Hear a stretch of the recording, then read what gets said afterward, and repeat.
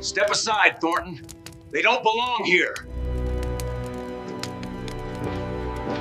She carried that boy through 2 days of snow to save him. He's 6. She's all he's got. You take him back, you're not saving him here. You're killing him. If I go, let him stay. The Christmas they couldn't celebrate until she taught him what sacred really meant. Bitter Creek, Colorado territory, December 23, RD 1878. The wind came down from the mountains like something with teeth. Not a gentle winter breeze, not the soft sigh of snow across the valley, but a hungry thing, sharp, wild, restless.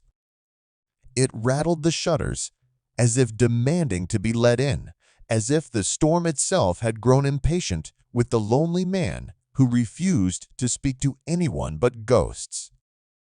Caleb Thornton stood at the window of his cabin, watching the first flakes of snow spiral through the dying light. The glass was old, warped, in places full of small bubbles and ripples that twisted the world outside into a smear of white and gray.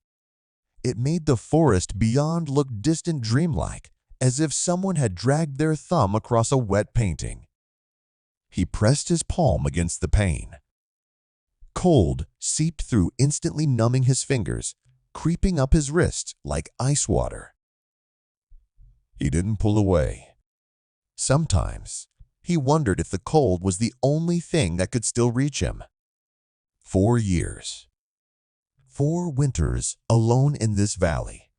4 winters of silence, broken only by the wind, the creaking pines, and the memory of voices no longer living. Somewhere in the 2nd year, he had stopped counting the days. After that, the calendar meant nothing, just scratches on a wall he never looked at. Behind him, the fire crackled in the stone hearth. It was the only warmth in the cabin, a living heart in a house that otherwise held only one man's breath. Caleb had built the hearth himself the summer after the fever took them Eliza first Clara 2 days later. The ground had been too hard for graves by early winter, but he had dug anyway, splitting his palms open on the handle of the shovel.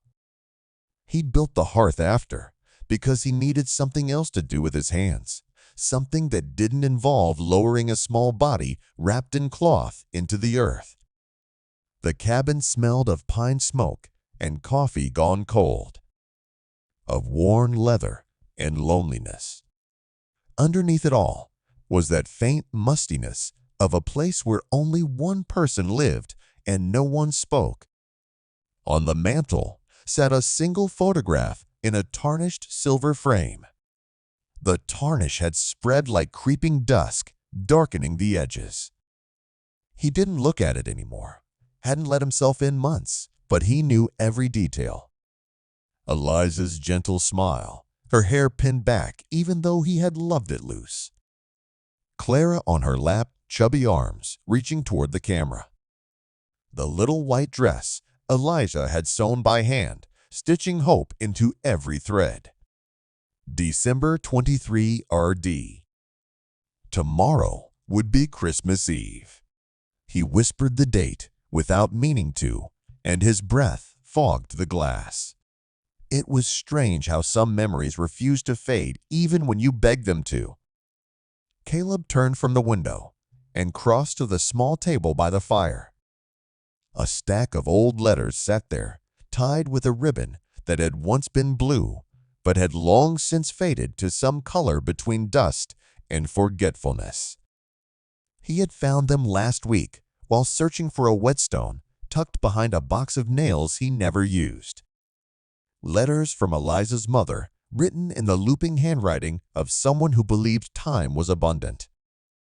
Letters from the church in town, written after the fever swept through, offering prayers instead of presents. Letters he had never opened, because opening them felt like reopening the ground he'd buried them under. Among the letters was a Christmas card. He picked it up carefully, as if too much pressure might cause the whole thing to crumble. The paper was yellowed edges, soft corners, curling like old petals. On the front was a painted scene of a family around a tree, candles glowing as though someone had dipped stars in wax and placed them there. Inside, in Elijah's careful handwriting to my Caleb, our first Christmas as 3. I never knew my heart could hold this much love. Yours always, Eliza. December 1873. His jaw tightened. Something inside him, something brittle, shifted, then cracked. He closed the card slowly, then opened it again, as if reading it twice might change the ending of the story. It didn't. He felt the familiar tightening behind his ribs, the one that always came before memory broke over him like a wave. He breathed through it, or tried to. If you're enjoying this story, drop A1 in the comments and subscribe for more Wild West tales. He muttered under his breath, a habit from talking to himself that had begun to sound like talking to an empty room. The attempted humor didn't lighten anything. Caleb walked to the fire, the card still in hand. The flames licked the logs with long orange tongues, hungry and patient. Heat coiled against his face as he stood there. He thought about the words inside, about the life they described, a life that had lasted exactly 14 months before the fever swept through the valley like a biblical plague and tore everything from him. He threw the card into the fire. It caught at once. Flames curled the edges, blackening the painted family. The paper twisted, wavered, then collapsed into glowing ash. He watched until the last bit of writing disappeared, until nothing remained but gray powder and a faint ribbon of smoke drifting toward the chimney. "Merry Christmas," he said to no one. Outside, the wind howled louder. It pressed against the cabin like a living thing, rattling the door, searching for a way inside. The snow was falling harder now, thick curtains of white that blurred the tree line and made the world feel small, enclosed, almost claustrophobic. A bad storm. Maybe the worst of the season. The kind that could bury a horse or swallow a man whole. He needed to check the horses in the barn, make sure the latch hadn't frozen, bring in more wood before the drifts grew too deep to walk through. Winter in Bitter Creek was not a season, it was a siege. He was reaching for his coat when he heard it. A sound that didn't belong to the wind. Caleb froze, hand halfway into the sleeve of his coat. The cabin creaked. The fire popped. Then a knock. Soft, weak, barely a breath against the wood, but unmistakable. He stood still for several long seconds, listening. He wondered if he'd imagined it. Wind could make strange sounds in these mountains, and loneliness stranger ones. But then another knock, even softer than before. Like whoever made it was losing strength with each attempt. Caleb pulled on his coat and took his rifle from its place by the door. He checked the chamber habit, not fear, and then lifted the heavy wooden bar, securing the entrance. The wind hit him like a fist. Snow swirled into the cabin, stinging his face, embedding itself in his beard. He raised the rifle, peering into the storm. For a heartbeat, he saw nothing but chaos, white and wind and darkness spinning together. Then he looked down. A woman lay crumpled on his doorstep. She was young, mid-20s, maybe with long black hair matted with snow and ice. Her clothes were thin, far too thin for this kind of cold, a deerskin dress, worn moccasins, a blanket wrapped around her shoulders that had frozen stiff. Her skin was brown features, sharp lashes rimmed with frost. Apache. Caleb's finger tightened on the trigger, not from hatred, but from the shock of seeing something that should have been impossible. Apache women did not wander alone in winter storms. Certainly not this far north. Certainly not half frozen on the doorstep of a white man's cabin. He opened the door wider. That was when he saw she wasn't alone. Wrapped against her chest, held in the frozen blanket, was a child. A boy. Small. 5 or 6. His face gray with cold lips, cracked eyes closed. Caleb saw the faint rise and fall of his chest, so shallow it was almost nothing. A breath that seemed hesitant, as though the boy wasn't sure if the world was still a place worth returning to. The woman's eyelids fluttered. She looked up at him. Her eyes were black, as coal burning with something fierce beneath the exhaustion fear, desperation, and something older than both. And in them, Caleb recognized a grief he knew too well. A grief carved deep, like someone had taken a knife to the soul and left the wound open. She didn't beg, didn't plead. She simply held his gaze and whispered in English that was broken but clear the child. Not me. The child.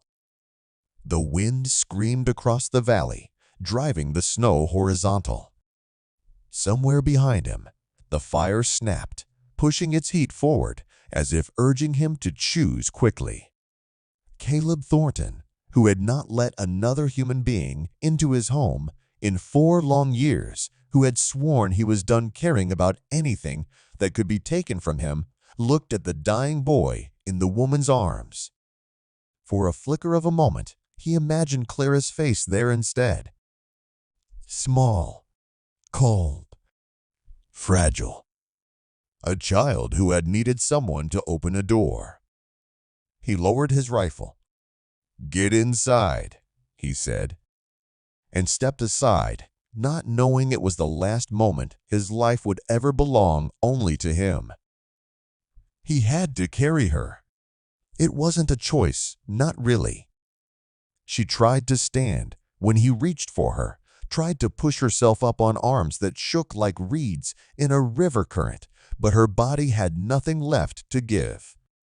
It was the kind of weakness that came after fighting far too long, the kind that was earned. Caleb set down his rifle, bent and lifted her. She weighed almost nothing. Skin and bone and frozen cloth. Her hair crackled with frost where it brushed his sleeve. She made a small sound, not pain, not fear, just a weary surrender, and her head dropped lightly against his shoulder. The boy remained pressed against her chest. Even unconscious, he seemed to cling to her as if some last instinct refused to let go. She wouldn't loosen her grasp either, fingers locked like claws around the blanket. Not even when Caleb kicked the door closed behind them and the warmth of the cabin washed over them like a rising tide. He carried her to the hearth and knelt, easing her down onto the floor near the fire. She immediately curled around the child, shielding him with her body, teeth chattering so hard the sound cut through the room like stones striking together. "Let me see him," Caleb said, keeping his voice low even. She didn't move, only tightened her arms around the boy. "The boy," he said again, slower this time. "Let me see if he's breathing." Her eyes lifted to his, black wide, gleaming with suspicion and exhaustion. Afraid, but not of him. Afraid of trusting someone else with the last life she carried. He saw the shift, then a flicker of decision. The desperate calculation of someone who knew she couldn't save the child alone.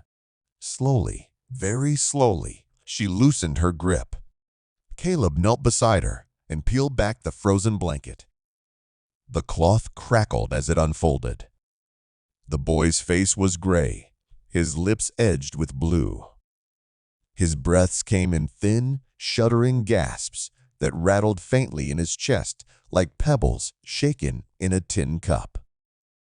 Fever. A bad one. He'd heard that sound before. Heard it from Clara's crib in the last terrible days when her little chest fought so hard for each breath. He shoved the memory back into the dark corner where it lived. "How long has he been sick?" he asked. 3 days. Her voice was hoarse, frayed at the edges. "We walked 2. 2 days. On foot. Through a storm like the one outside. With a dying child in her arms." Caleb looked at her, really looked, and saw more than frostbite. Saw the cracked, bleeding lips. The way her fingers curled involuntarily as if they no longer obeyed her. The tremor in her limbs that wasn't just cold but depletion. She should be dead. They both should. "I need to warm him," Caleb said. Slowly. Too fast, and his heart could stop. She flinched at that, a sharp, instinctive movement, but nodded. Caleb stood quickly. He crossed the cabin in a few long strides and pulled blankets from the chest at the foot of his bed, thick wool ones, the kind Elijah had insisted they buy because Clara always kicked hers off at night. He hadn't touched these blankets since the burial. Folded them away because pulling them out felt like pulling up old bones. But the boy needed them now. And some part of Caleb knew Elijah would have used them without hesitation. He knelt again and wrapped the child, carefully layering blanket over blanket. Not too close to the fire, he'd seen frostbitten fingers blister and blacken when thawed too quickly. He positioned the boy just right, supported his head, checked his breathing again. Then he turned to the woman. "You need to get out of those clothes," he said. She stiffened, reflexively, clutching the blanket tighter around herself. "You'll die," Caleb said, blunt as a hammer. "Your skin's already turning white. Frostbite. If you don't warm up, you'll lose your fingers. Maybe your feet too." Still, she didn't move. Caleb exhaled a long, tired breath. He went back to the chest, pulled out one of his shirts, flannel soft from years of washing, and a pair of wool socks. "I'll turn around," he said. "Put these on. There's more blankets when you're done." He turned his back to her and stared at the cabin wall, focusing on the knots in the wood, the grain that twisted like forgotten river paths. Behind him came the slow rustle of frozen cloth, the wet slap of garments, thawing, the muffled grunt of pain as she forced stiff limbs to obey. He kept his eyes forward, counting the knots in the timber. 1, 2, 3, done, she said. Caleb turned. She sat beside the boy, wrapped in his shirt and one of the blankets. The shirt hung loosely on her, the sleeves past her hands, the hem nearly to her knees, but there was faint color returning to her cheeks, blotches of red, blooming like the first signs of life after winter. Her hair hung in dark, wet ropes around her face. She pushed a strand behind her ear with trembling fingers. "What's his name?" Caleb asked. "Coda." She touched the boy's forehead gently. "My brother." "Brother, not son." But the distinction didn't matter when love looked like that, like a shield, like a prayer made of flesh and bone. "And yours Caleb asked quietly. She hesitated. Suspicion flickered again, then eased. Nahimana. Caleb nodded. He did not offer his own name. Names were intimate things, and right now, survival mattered more. I'm going to make something hot, he said. Broth. For both of you. Can you drink, yes? He moved to the small kitchen area, where a pot hung over a secondary fire. 2 days ago, he had made soup venison, a few soft potatoes, some carrots that had survived the frost. It wasn't much, but it was warm. And it was here.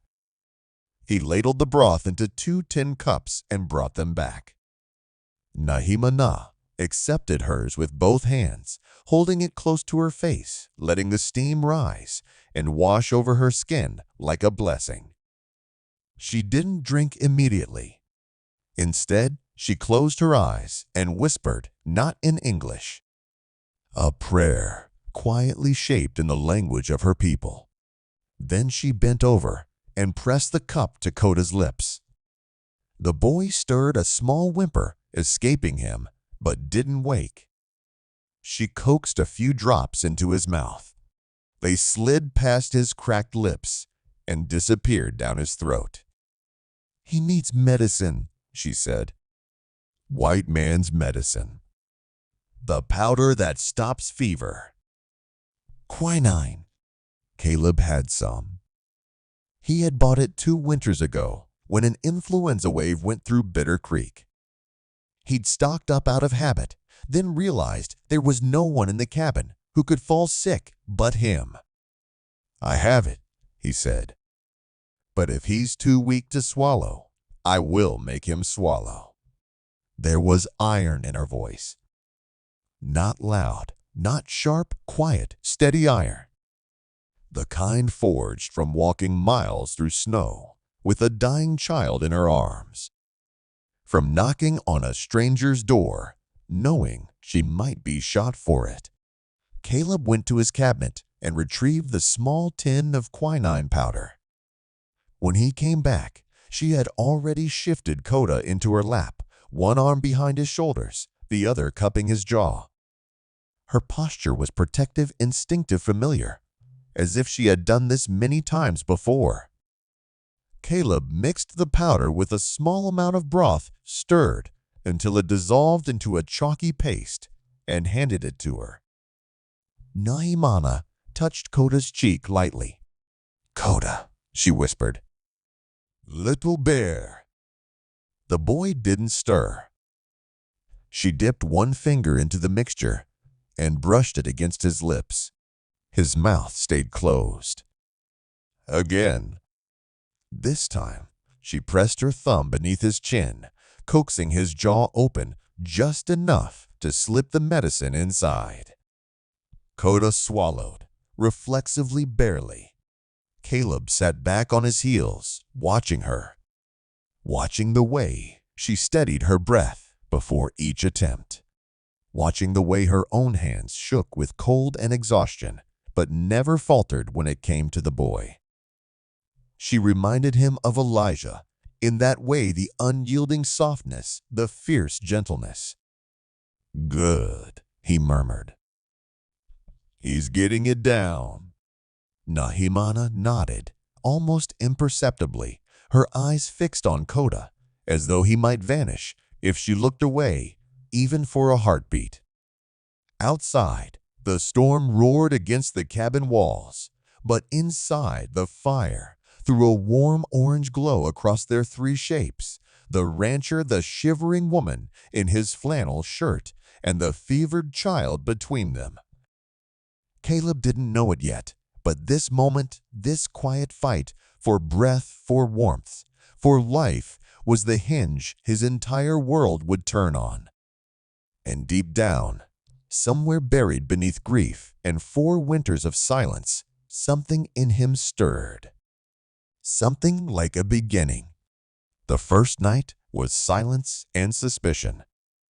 Not the soft, companionable silence of people who understood one another, but a taut, brittle, quiet, the kind stretched tight between strangers who had not yet decided if the other meant life or danger. Caleb felt it in every breath of the cabin. The fire cracked. The wind clawed at the door. And beneath it all was that silence sharp as the edge of a blade. Caleb gave Nahimana the medicine and watched as she coaxed it into Koda's mouth, drop by drop, massaging his small throat to make him swallow. Her hands, moments ago, stiff with cold, were warming by the fire now, though they still trembled with exhaustion. But her eyes, those did not soften.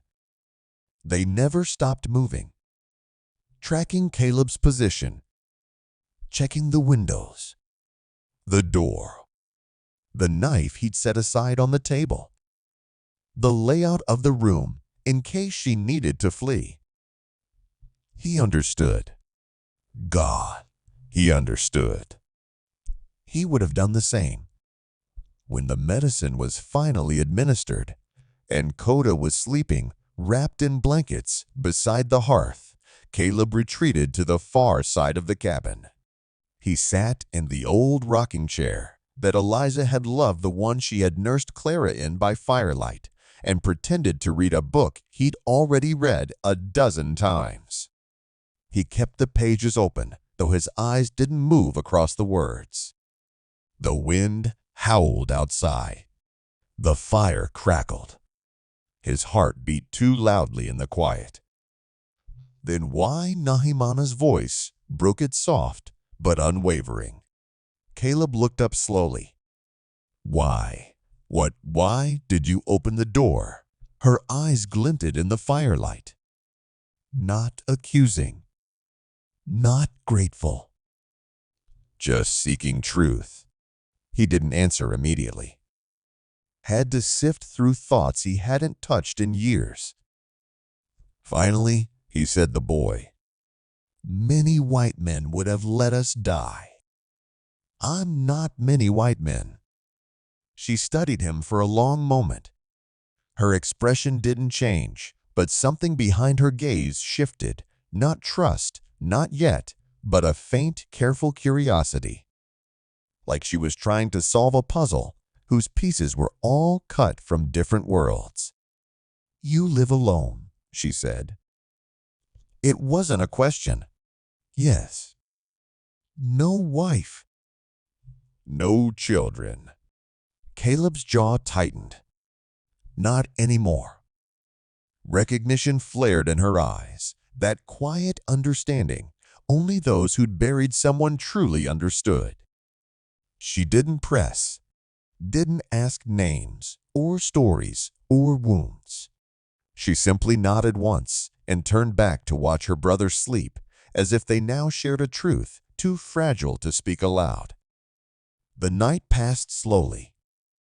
Caleb dozed in the rocking chair, waking every hour to check the fire, to listen to Koda's breathing, to make sure the storm hadn't torn the roof clean off the barn. And each time he woke, he found Nahimana awake too, her dark eyes reflecting the glow of the hearth, her hand resting lightly on her brother's chest.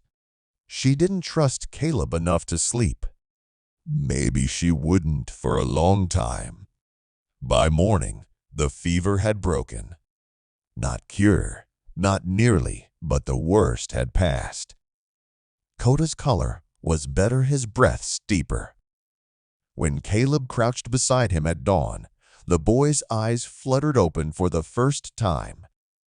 "Nahi," he whispered. Nahimana bent over him, her fierce exterior melting into pure relief. She spoke rapidly in Apache words Caleb couldn't understand, but felt the warmth of nonetheless.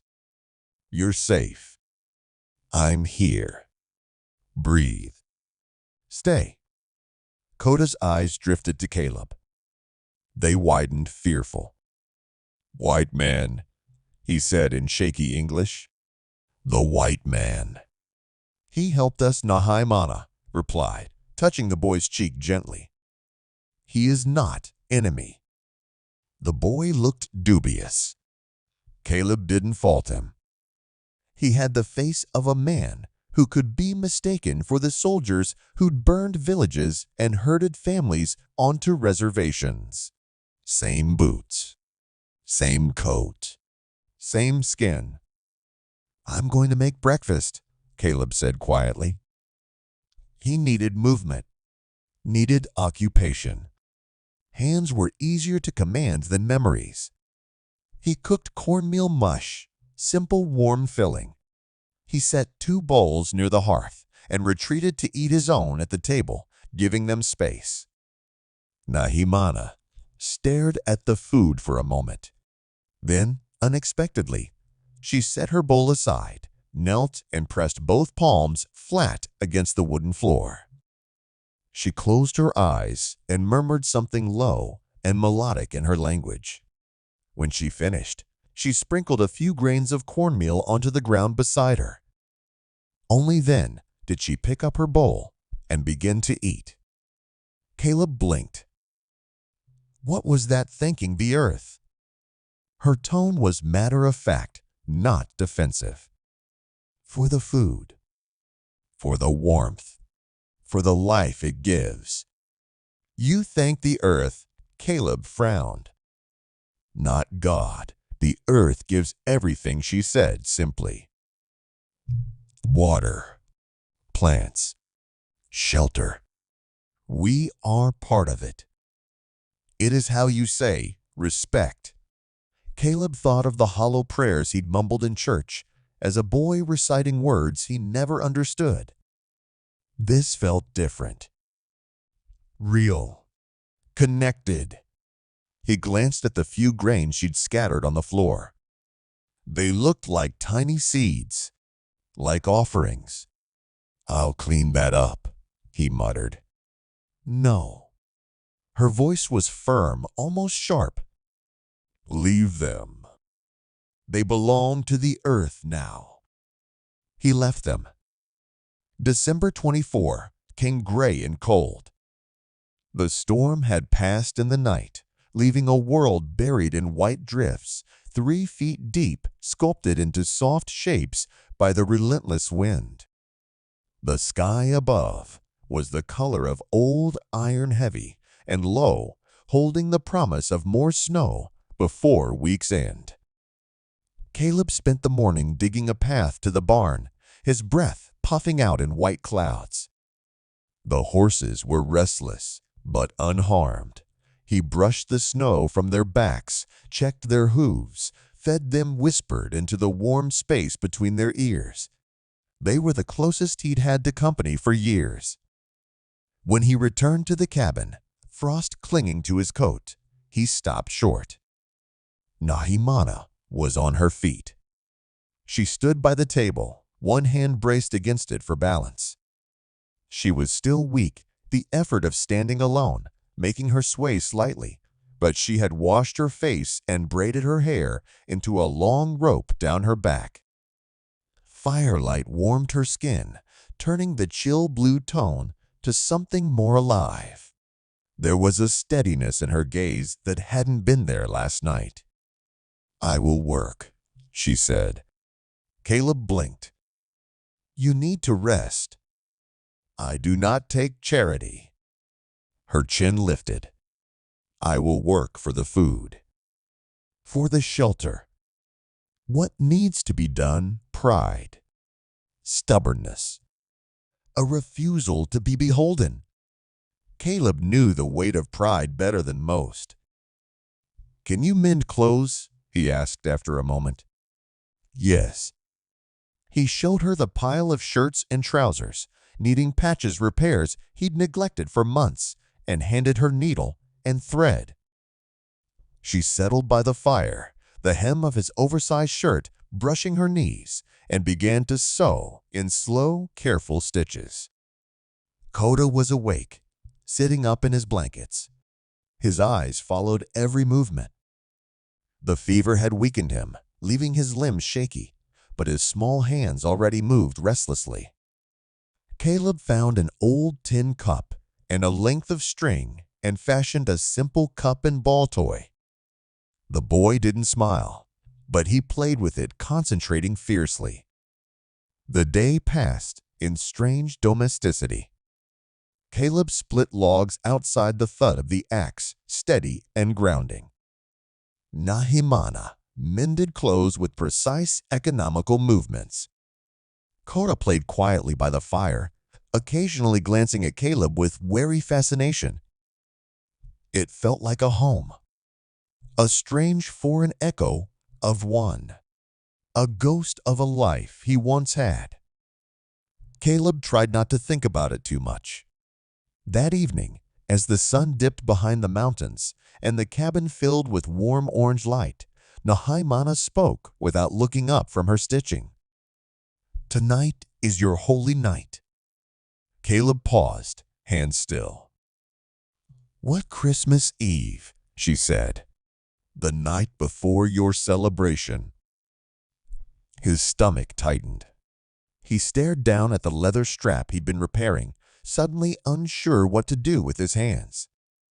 "I don't celebrate Christmas," he said. Why, her tone was not challenging, just seeking truth again. Caleb stared into the fire. Because the last Christmas he'd celebrated, Clara had been alive. Eliza had woven a wreath of pine branches and hung it on the door. Clara had clapped her tiny hands at the candles on the tree. He had held them both in his arms and thought, "This is everything I will ever need. I just don't," he said finally. Nahimana watched him for a moment. Her needle paused in midair. Then she nodded as if she had learned something important, not about Christmas, but about him. "We do not have Christmas," she said. "But we have the longest night." "The solstice?" Caleb asked. "Yes. The night when the sun sleeps longest. When the earth listens. We stay awake. We keep the fire alive. We tell stories so the dark does not win." She added a stitch, smooth and patient. "It is a night of remembering," she said, "and surviving." Caleb swallowed. The fire crackled, throwing shadows across the walls. Cold pressed against the cabin from outside. Inside, 3 people breathed the same warm air. And for the first time in 4 years, Caleb felt something shift inside him, small, unsteady, but real. A flicker, a warmth. Not trust. Not yet. But something that might one day grow into it. The longest night, when the sun dies for 3 days and then returns. Her eyes reflected the firelight, turning brown into molten gold. We gather. We sing. We thank the light for coming back. She paused. It is happening now. Tonight. Caleb leaned back slightly, letting the words settle. The sun dies for 3 days. He wasn't a superstitious man, but something in that phrasing tugged at him anyway. He'd heard of the solstice, of course. Ranchers spoke of the old calendars, the old pagan ideas carried from Europe. Seasons turning days, shortening nights, deepening. But he'd never thought of it as something people still honored. "How do you celebrate?" he asked. "We watch." Nahimana's voice softened to something almost reverent. "We stay awake through the dark. We tell stories. We sing songs. And when the sun rises, we greet it. We say you came back. We waited for you." And the sun, Caleb's voice, caught in his throat unexpectedly. "The sun always comes back, always." She nodded without hesitation. "Even when the night